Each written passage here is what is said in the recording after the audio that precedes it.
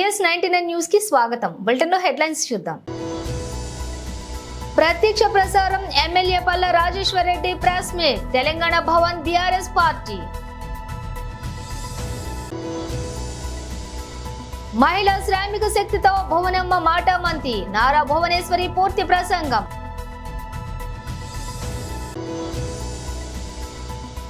రాణించిన middle order IPL 2024 లో Chennai Super Kings బోణి.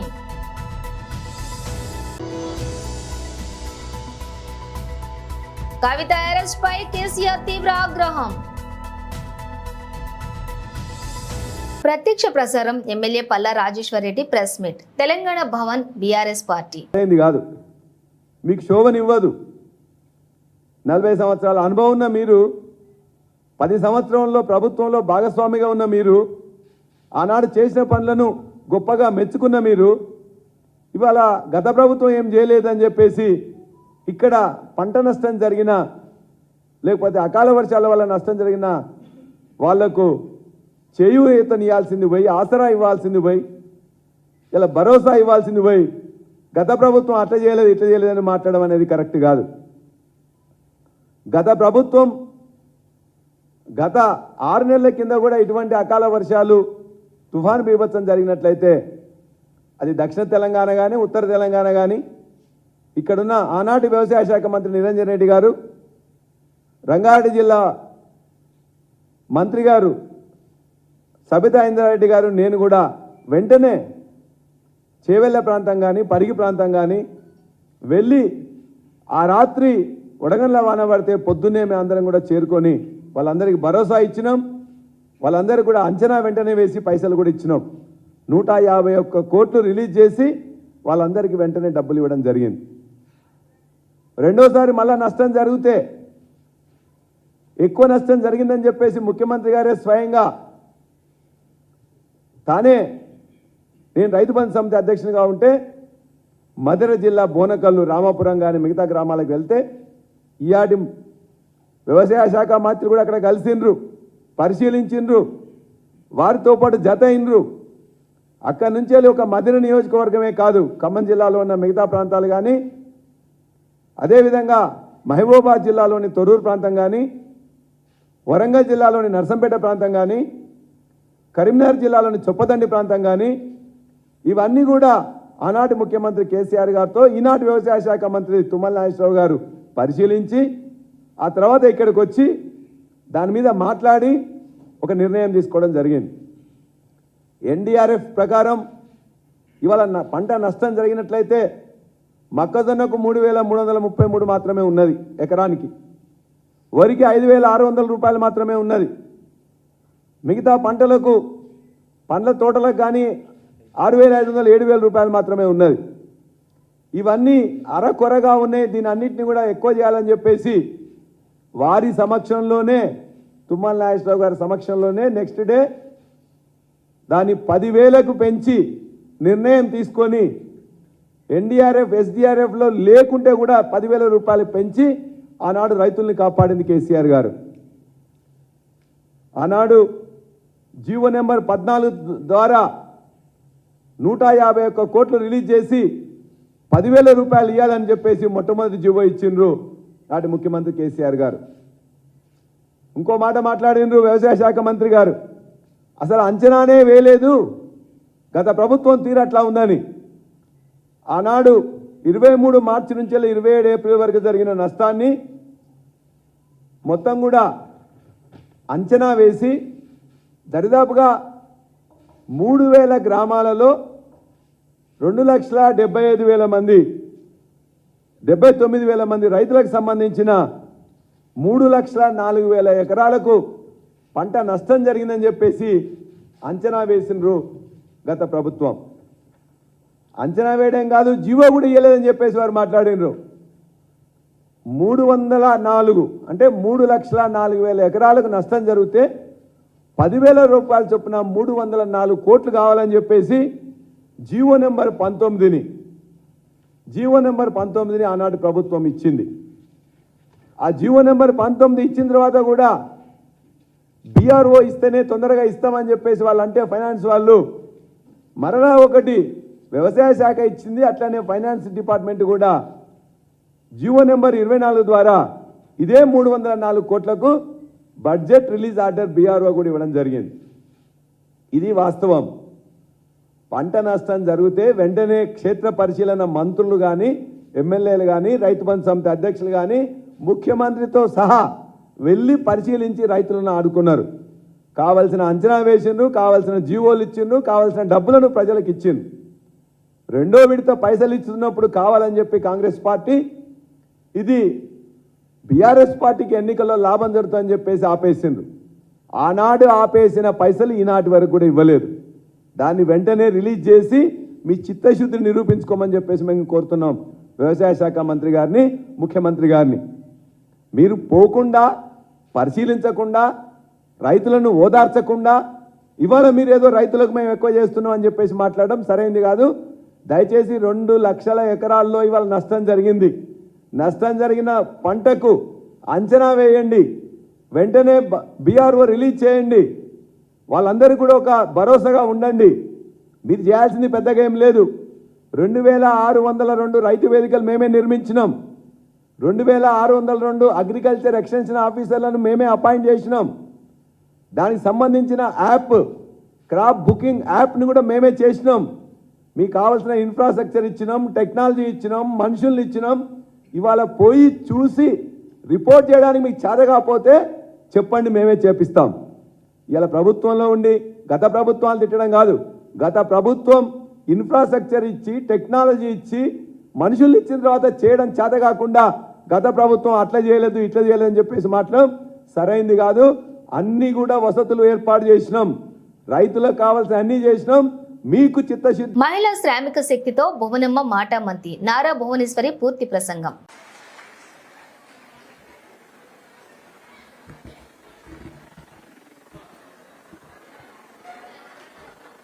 ఇక్కడికి వచ్చిన మహిళా శక్తికి మరి మహిళా కార్మికులకి పేరు పేరున ప్రతి ఒక్కరికి నా హృదయపూర్వక నమస్కారం. నేను ఇక్కడికి వచ్చింది రాజకీయాలు మాట్లాడటానికి కాదు, రాజకీయాల స్పీచ్లు ఇవ్వటానికి కాదు. ఆ రెండు నాకెప్పుడు అలవాట్లు లేవు. నాకెప్పుడు నా పనేదో నేను, తర్వాత నా మనసుకి ఏది తోస్తే అది మాట్లాడతాను. పెద్ద పెద్ద రాజకీయాలు మాత్రం, స్పీచ్లు మాత్రం నాకు రాదు. ఇప్పుడు రవి గారు చాలా పెద్ద పెద్దగా మాట్లాడారు, అను గారు అందరూ. అవన్నీ నేను మాట్లాడలేను. నేను మీలో ఒక స్త్రీగా నేను మాట్లాడగలను. నేను ఇక్కడికి వచ్చింది, మీరు నన్ను ఎట్లయినా అనుకోండి, ఒక తల్లిగా భావిస్తారని, ఒక అక్కగా, చెల్లిగా భావిస్తారని నేను ఇక్కడికి వచ్చాను. అది కూడా మీ సుఖాల్లో, బాధలో పాలు పంచుకోవటానికి ఇవాళ నేను ఇక్కడికి వచ్చాను. అట్లానే మహిళలు సొంత కాళ్ళ మీద నిలబడితే అది గొప్పదనం, అది గౌరవం కూడా. ఎందుకంటే నేను కూడా ఒకప్పుడు ఇంటికే పరిమితం అయ్యేదాన్ని. అట్లాంటిది ఇప్పుడు నేను ఒక సంస్థని ముందుకు తీసుకెళ్తున్నాను, హెరిటేజ్ సంస్థ. దాంతో అది కూడా ఎట్లా నేను అది ముందుకెళ్ళానంటే చంద్రబాబు నాయుడు గారే ఆయన దానికి కారణం. ఎందుకంటే ఎప్పుడు నన్ను ముందల ఎండీగా చేసినప్పుడు నా వల్ల కాదు, నాకు అలవాటు మిడిల్ ఆర్డర్ బ్యాటర్లు రాణించడం, బౌలర్లు ఆకట్టుకునే ప్రదర్శన చేయడంతో IPL 2024లో defending champion Chennai Super Kings బోణి కొట్టింది. చెన్నై వేదికగా జరిగిన తొలి పోరులో RCBపై గైక్వాడ్ సేన 6 వికెట్ల తేడాతో ఘన విజయం సాధించింది. 174 పరుగుల లక్ష్యాన్ని 8 బంతులు మిగిలి ఉండగానే ఛేదించింది. టాస్ గెలిచి తొలుత బ్యాటింగ్ చేసిన RCB నిర్ణీత 20 ఓవర్లలో 6 వికెట్ల నష్టానికి 173 పరుగులు చేసింది. చెన్నై బౌలర్ ముస్తాఫిజుర్ అద్భుతంగా బౌలింగ్ చేసి ఆర్సీబీ బ్యాటర్లను ఇబ్బంది పెట్టారు. కేవలం 29 పరుగులు మాత్రమే ఇచ్చి 4 కీలకమైన వికెట్లు తీశాడు. దీంతో ఒకానొక దశలో ఆర్సీబీ స్కోర్ బోర్డు నెమ్మదించింది. అయితే అనూప్ రావత్ 48, దినేష్ కార్తిక్ 38 నాట్అవుట్. ఇద్దరూ కలిసి 6 వికెట్లకు 95 పరుగుల రికార్డు భాగస్వామ్యాన్ని నెలకొల్పడంతో ఆర్సీబీ కోలుకుంది. ప్రత్యర్థి చెన్నై ముందు 174 పరుగుల లక్ష్యాన్ని ఉంచింది. ఢిల్లీ ముఖ్యమంత్రి అరవింద్ కేజ్రీవాల్ అరెస్టుపై బీఆర్ఎస్ అధినేత మాజీ ముఖ్యమంత్రి కేసీఆర్ శుక్రవారం స్పందించారు. కేజ్రీవాల్ అరెస్టు ప్రజాస్వామ్య చరిత్రలో మరో చీకటి రోజు అన్నారు. ప్రతిపక్షాలు లేకుండా చేయాలనే ఏకైక లక్ష్యంతో బీజేపీ పనిచేస్తోందని విమర్శించారు. మొన్న హేమంత్ సోరెన్, నిన్న కవిత, నేడు కేజ్రీవాల్ అరెస్టులు ఇందుకు నిదర్శనమన్నారు. ఈడీ, సిబిఐ, ఐటీ సహా దర్యాప్తు సంస్థలను కేంద్రం పావులుగా వాడుకుంటోందని ఆరోపించారు. ప్రజాస్వామ్యానికి గొడ్డలి పెట్టుగా పరిగణిస్తున్నటువంటి కేంద్రం చర్యలను బీఆర్ఎస్ తీవ్రంగా ఖండిస్తోందన్నారు. కేజ్రీవాల్ అరెస్టు రాజకీయ ప్రేరేపితమైన అరెస్ట్ అని, అక్రమ కేసులను వెంటనే వెనక్కి తీసుకుని అరెస్టు చేసిన వారిని వెంటనే విడుదల చేయాలని డిమాండ్ చేశారు. తెలంగాణ ఏఐసిసి వ్యవహారాల ఇన్ఛార్జ్ మరియు తెలంగాణ రాష్ట్ర కార్యదర్శి శ్రీమతి దీపాదాస్ మున్సి గారు మరియు ఉప ముఖ్యమంత్రి నుంచి మంత్రివర్యులు మల్లు భట్టి విక్రమార్క మరియు మంత్రులు పొంగిరెడ్డి శ్రీనివాసరెడ్డి మరియు తుమ్మల నాగేశ్వరరావు సమక్షంలో టీపీసీసీ ప్రచార కమిటీ చైర్మన్ గౌరవ శ్రీ మధుయాష్కి గౌడ్ ఆధ్వర్యంలో శ్రీమతి దీపాదాస్ మున్సి స్వగృహంలోని కాంగ్రెస్ పార్టీలో చేరిన బీఆర్ఎస్ నుంచి గౌరవ శ్రీ మధుయాష్కి గౌడ్ ఆధ్వర్యంలో కాంగ్రెస్ పార్టీలో చేరారు. ఈ సందర్భంగా ఆమె మాట్లాడుతూ ప్రజా సంక్షేమం కోసమే కాంగ్రెస్ పార్టీలో చేరానన్నారు. ఆమెతో పాటు కర్మన్ ఘాట్ అంజన్న ఆలయ మాజీ చైర్మన్ ఈశ్వరమ్మ యాదవ్, అఖిల భారత రాష్ట్ర గౌడ సంఘం అధ్యక్షులు కూరెళ్ల వేములయ్య గౌడ్ మరియు మాజీ market committee director Kotagiri Srinivas Goud, Hanuman ఆలయ మాజీ డైరెక్టర్ చేగోని అశోక్ గౌడ్, సీనియర్ నాయకుడు జయశంకర్ గౌడ్ తదితరులు కాంగ్రెస్ పార్టీలో చేరటం జరిగింది.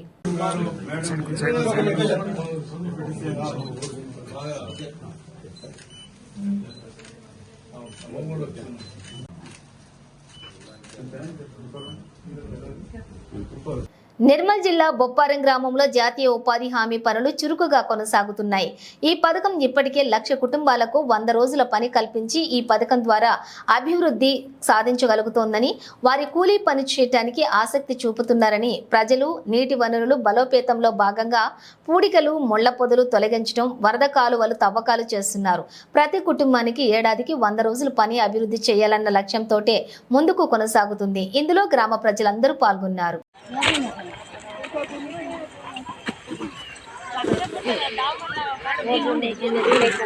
ముస్లిం మైనారిటీల ఆలోచన సరళి మారిందని పల్నాడు జిల్లా నర్సారావుపేట ఎమ్మెల్యే గోపిరెడ్డి శ్రీనివాసరెడ్డి అన్నారు. పవిత్ర రంజాన్ మాసం అంటే నాకు ఎంతో ఇష్టమన్నారు. రంజాన్ మాసంలో ఉపవాసం ఉంటున్న సోదర సోదరీమణులకు శుభాకాంక్షలు తెలిపారు. నర్సారావుపేటలోని 2వ వార్డులోని మసీదులో ఎమ్మెల్యే గోపిరెడ్డి శ్రీనివాసరెడ్డి ప్రత్యేక నమాజ్లో పాల్గొన్నారు.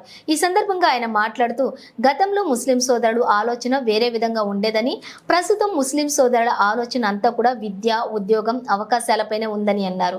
మండల పరిధిలోని చిన్న తుర్కుపాలెం గ్రామంలోని 29 మంది వైద్య విద్యార్థులు ఉన్నారు అంటే మన మండలానికి గర్వకారణమన్నారు. కూలీ పనులు చేసుకుని బ్రతికే కుటుంబాల నుండి వైద్యులు, ఇంజనీర్లు ఆ గ్రామం నుండి వస్తున్నారని తెలిపారు. గతంలో ఒకరి కింద పనిచేసే ముస్లిం సోదరులు పిల్లలు ప్రస్తుతం వారే 10 మందికి ఉద్యోగాలు ఇచ్చే స్థాయికి ఎదగటం చాలా సంతోషకరమన్నారు.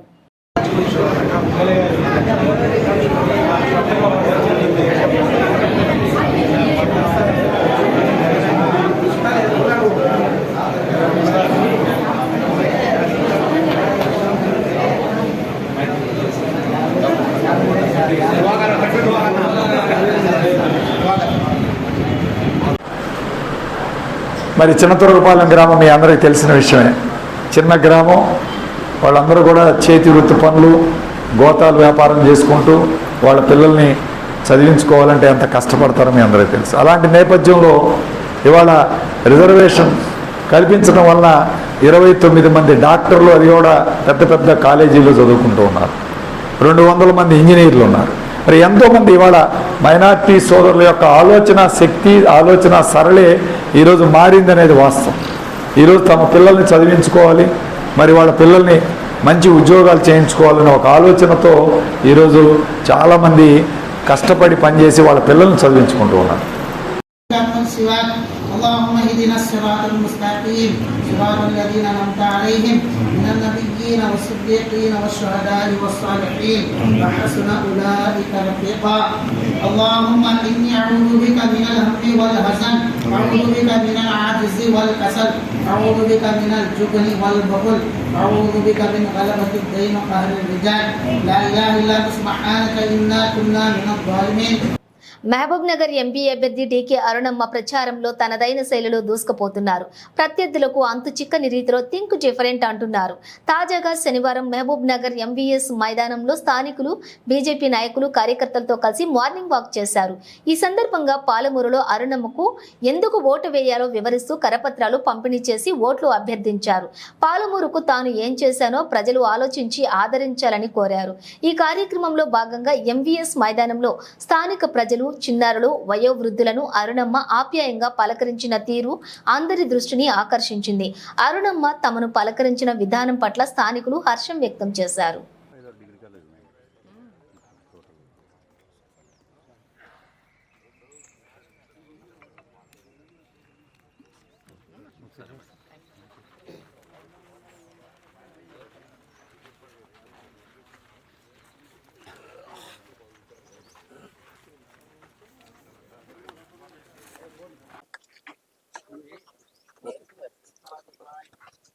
नारायण करा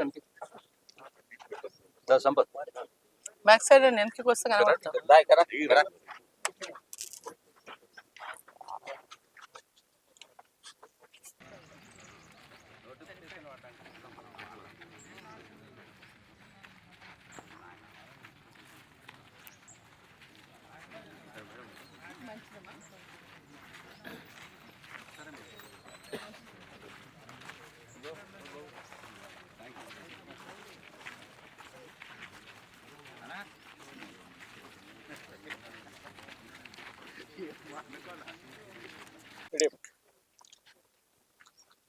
సరే, ఎన్నికల ప్రచారంలో భాగంగా ఎంఈఎస్ కాలేజ్ గ్రౌండ్కి ఈరోజు పొద్దున్నే ఇక్కడంతా వాకింగ్ చేస్తున్న వాళ్ళందరినీ కూడా కలుసుకోవడానికి రావడం జరిగింది.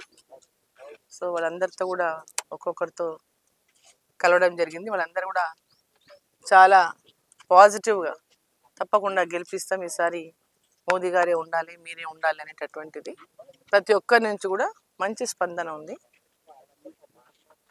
ఈ గ్రౌండ్ గురించి కూడా అంటే చాలా మంది వాకింగ్ చేస్తున్నారు ఈ గ్రౌండ్లో. సో ఈ గ్రౌండ్ అంతా కూడా లెవెల్ సరిగ్గా లేకపోవడము, సో వాకింగ్ ట్రాక్ లేకపోవడము, మేమంతా రోజు వాకింగ్కి వస్తాం. ఇక్కడ ఏర్పాట్లు కూడా భవిష్యత్తులో మీరు మాకు కల్పించాలని వాళ్ళు అడిగినారు.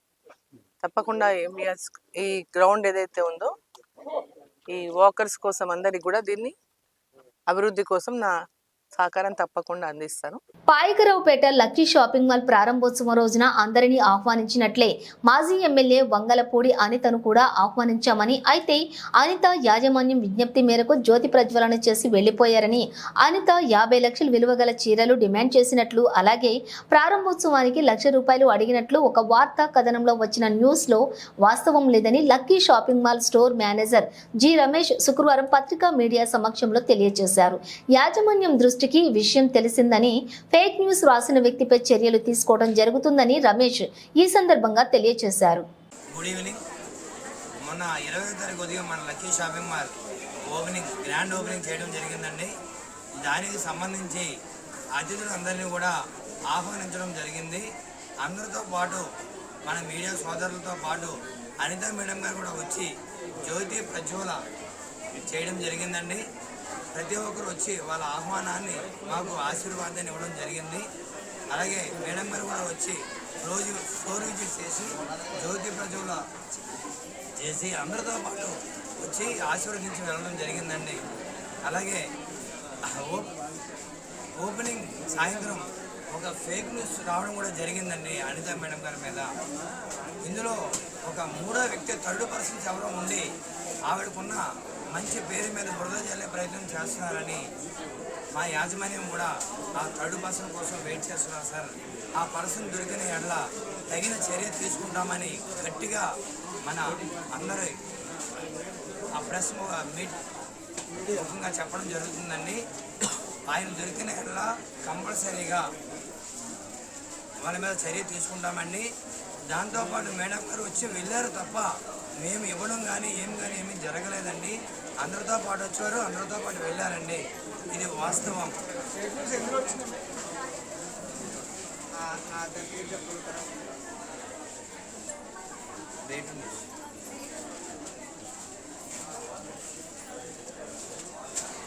ఆ రోజు సాయంత్రం వే2 న్యూస్ ఫేక్ న్యూస్ రావడం, దాని గురించి వాళ్ళు వే2 న్యూస్ వాళ్ళు సర్వే చేసి ఇది ఫేక్ న్యూస్ అని చెప్పడం కూడా జరిగిందండి.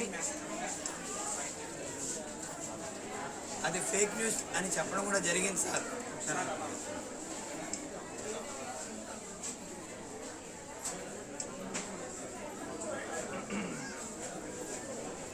ఇలా బురద జల్లే ప్రయత్నం చేసిన వాళ్ళ కోసం ఎదురు చూస్తున్నాం.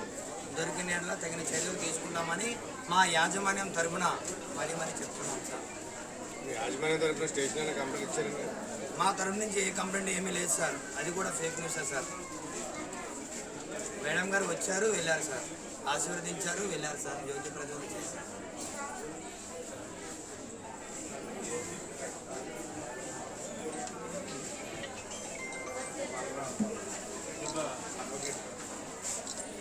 రాజన్న సిరిసిల్ల జిల్లా ఎల్లారెడ్డిపేట మండలం రాజన్నపేట గ్రామంలోని బస్టాండ్ ఆవరణలో డాక్టర్ బిఆర్ అంబేద్కర్ యువజన సంఘం అన్ని కుల సంఘాల ఆధ్వర్యంలో డాక్టర్ బిఆర్ అంబేద్కర్ విగ్రహాన్ని ఘనంగా ఆవిష్కరించారు.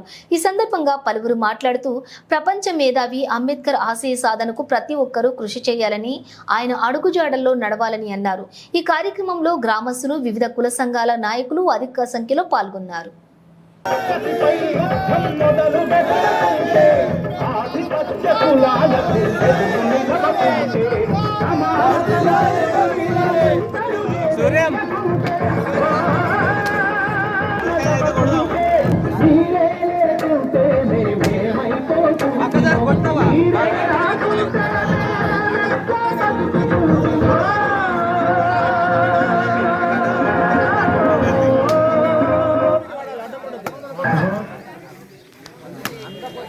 ఇక్కడ ఛాన్స్ రీట్ నుంచి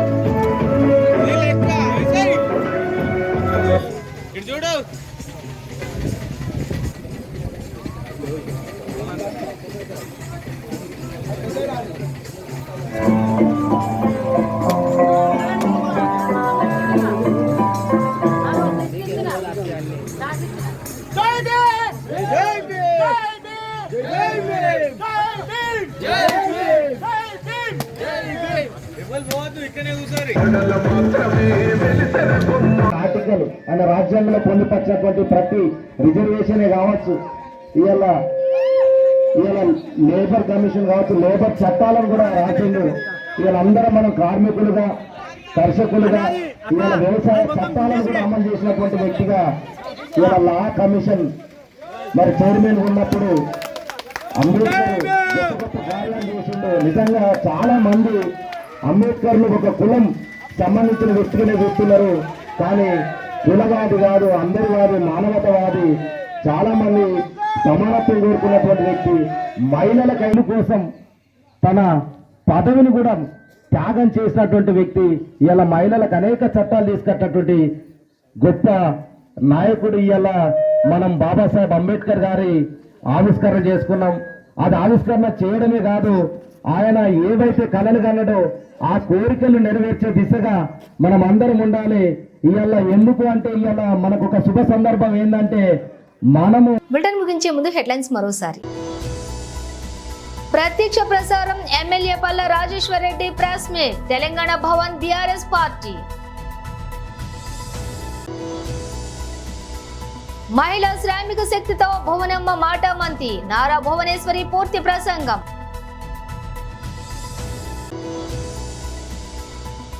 రాణించిన మిడిల్ ఆర్డర్ ఐపీఎల్ 2024లో చెన్నై సూపర్ కింగ్స్ బోణి.